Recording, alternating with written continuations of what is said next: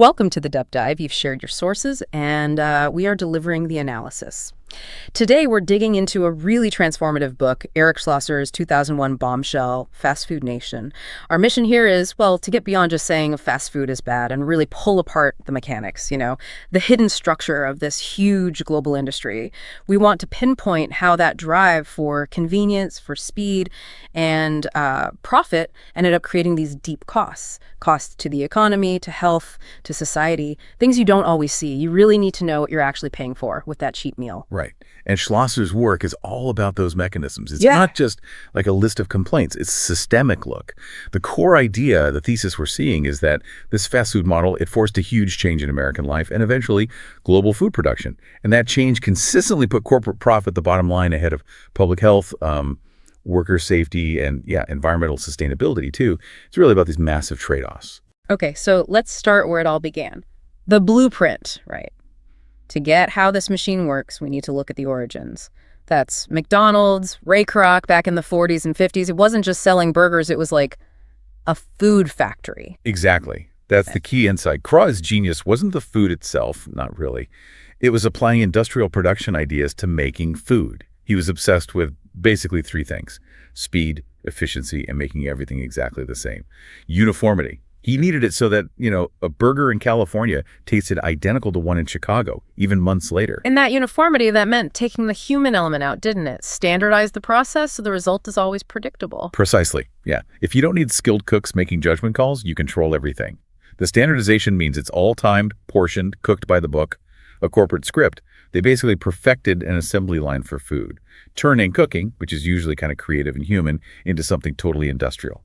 And what's really wild is how quickly that idea spread beyond just the food. It wasn't just changing how we ate. It was like packaging American culture and shipping it worldwide. Oh, absolutely. Revolutionary is the right word. The sources really hammer this point home. There's that quote: "What is tragically unique about the fast food industry is how much it has reshaped the culture of eating and living." That nails it. It didn't just offer another restaurant option. It fundamentally changed what we expect from food, how fast, how cheap it should be. It standardized our expectations. Okay, so that standardization on the counter, that must have required standardization behind the counter too. Let's unpack the human side of this, the cost to the workforce. If the product has to be the same everywhere, does that mean the worker also needs to be, easily swapped out? That's exactly the insight Schlosser gets at with the labor model. The jobs, they're deliberately designed to be temporary, low skill. By taking the skill, the thinking part out of the job, the company holds all the cards. The workers end up with low wages, almost no job security, and high turnover is just part of the plan.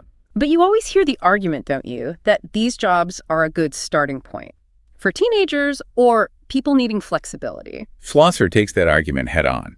He says, by intentionally limiting the skills needed, often hiring teenagers or recent immigrants who might have fewer options, the industry actually caps how much people can earn.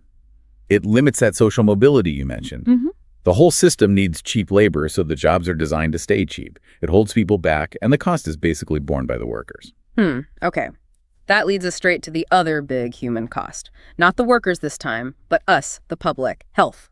We all know the food's high in fat, sugar, salt. But Schlosser's point is this isn't just accidental flavor. It's calculated, right? Like food chemistry. Absolutely. The food is actually engineered. Engineered to make you want more, to bypass the signals that tell you you're full. It encourages eating fast and coming back soon. The analysis directly links this kind of diet to the explosion in obesity rates, type 2 diabetes, heart disease, things that really took off from the mid-20th century. The goal isn't nourishment, it's craveability.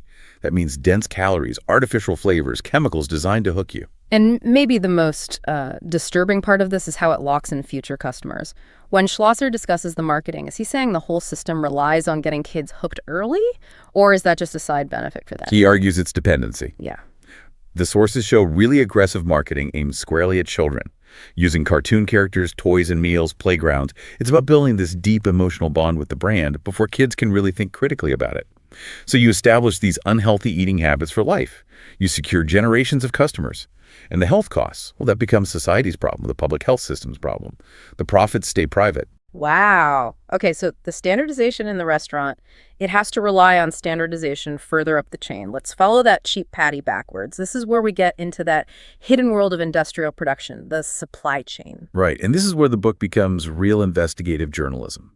Schlosser really pulls back the curtain on meat packing. The sheer volume they need and the low prices demanded by the fast food chains, it means the speed inside those plants is just relentless, intense. And that speed, the sources say, makes those places incredibly dangerous, much more than typical factory jobs. Oh, definitely. The speed required by those big contracts directly creates these hazardous workplaces. Injury rates are sky high. You have workers doing the same stressful motion, often with knives or dangerous equipment, over and over for hours. Terrible repetitive stress injuries, accidents. It's all to keep that cheap meat flowing. So again, the efficiency the fast food place gets is paid for by the dangerous conditions faced by workers further back in the chain. Let's connect that now to something even broader. Public safety, public health risk that hits everyone, even if they don't eat fast food. Antibiotics. Yes, this is a critical link. The connection between cheap meat production and global health challenges. These animals, raised in huge industrial facilities, CAFOs, concentrated animal feeding operations, they're packed together in really unnatural conditions. Yeah.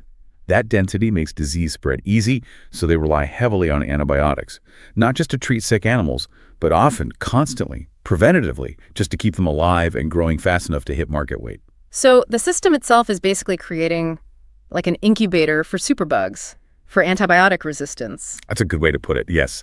This constant, widespread use of antibiotics, often at low levels, it just speeds up the evolution of bacteria that can resist those drugs, and that's a massive threat to human health globally. If we zoom out, this might be the biggest hidden cost of all. The future cost of untreatable infections, that crisis, is being generated in part by the demand for cheap meat today. You don't see that cost on the menu board, but society will pay. The scale of it is just staggering. This whole connected system from the crowded feedlot through the dangerous high-speed plant to the engineered food on the counter, it highlights the book's main argument. We, as consumers, are mostly unaware of all these hidden costs that make the fast food seem so cheap and easy. And the industrial thinking, it doesn't stay confined to food. It seeps out, influences our whole culture. Yeah, Schlosser argues fast food promotes this global culture where speed, convenience, standardization, they become the default values for everything. Yeah. We're not just talking about lunch anymore. We're talking about like how our cities are built. Exactly. That part is so important, but sometimes gets overlooked. Think about urban planning. The whole model fuels the need for drive-thrus, which means huge parking lots. It influences car design. It dictates highway exits, billboard laws. It pushes a lifestyle built around the car, around speed, around convenience, shaping everything from farming to local laws. And that shift in farming from something local, maybe diverse, to just being an input provider for industry, that's huge too. It really is. Once the system demands massive amounts of uniform ingredients, identical potatoes, chickens that grow at the exact same rate, it changes agriculture completely. It pushes farmers towards monocultures, towards practices that might not be sustainable or even humane, but they fit the processor's needs. The kitchen's demand for standardization forces standardization back on the farm. Okay, but let's talk about the book itself for a second.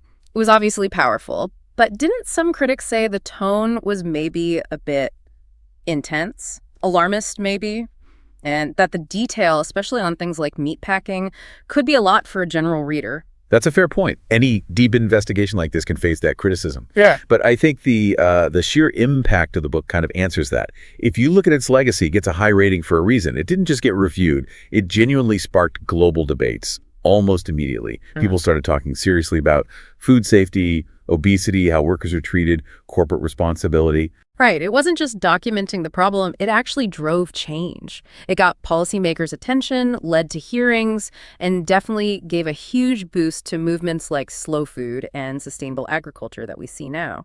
It shifted how people thought about cheap.